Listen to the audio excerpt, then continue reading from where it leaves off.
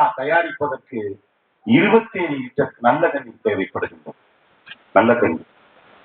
அவன் 1 litre Coca Cola எடுத்து கொக்கோ கோலாவா நம்ம கொடுத்து 700 ரூபாய்க்கு வாங்கலாம் பாருங்க. அதுக்கு நம்ம நாட்டு நிலத்தண்ணீரை 27 லிட்டர் 1 லிட்டர் எடுக்கிறதா ஒரு நாளைக்கு பல லட்சம் லிட்டர் தண்ணீரை எடுத்தான். திடீர்னு பார்த்தா அந்த கேரளாவில் அந்த பகுதி பூரா வறட்சி ஆயிடுச்சு. நிலத்தடி நீர் குறைஞ்சிருச்சு ஒரு 2 வருஷத்துல. பிளாச்சி மாடான அந்த ஊருக்கு பேர். நீங்க வேண்டாம் இளைஞர்கள் நீங்க கூகுள்ல போய் தேடி பாருங்க. கேரளா பிளாச்சி மாடா பெப்சி கோலான்னு போடுங்க. இந்த ஹிஸ்டரியை போடுங்க. பார்த்தா பிளாச்சி மாடாவை சுத்தி இருக்கின்ற நிலத்தடி நீர் கூட இறங்கிருச்சு.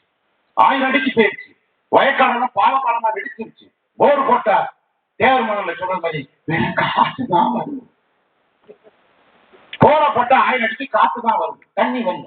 என்னடான்னு பார்த்தா எல்லாம் ஆய்வு பண்ணி பார்த்தா கொக்கோ கோலா ஒரு நாளைக்கு 5 லட்சம் லிட்டர் 10 லட்சம் லிட்டர் எடுத்துக்கணும். சுடுகாடா ஒரு வயசான பாட்டி, இந்த பாட்டியம்மா மாதிரி எங்களோட அம்மா, அதுதான் பெண்களை திரட்டி பிளாச்சி மாடாவி விளக்க மாட்டு கட்டின் செருப்பாயை எடுத்து விரட்டி ஓயாம நடித்து காவல்துறை அந்த அம்மா பலமுறை வயதான தாயோட பார்க்கிற பலமுறை சிறையில் போய் அடைச்சிச்சு.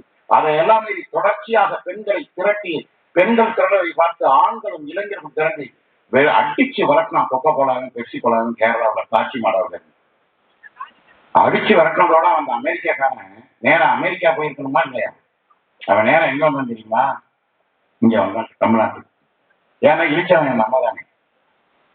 நம்ம தான் சாதி பெருமை, மத பெருமை, கட்சி பெருமை, எல்லா பெருமையும் பேசிட்டு பல்ல இடிச்சுட்டு வந்தவனெல்லாம் வாழட்டுன்னு உட்கார்ந்துருக்காங்க.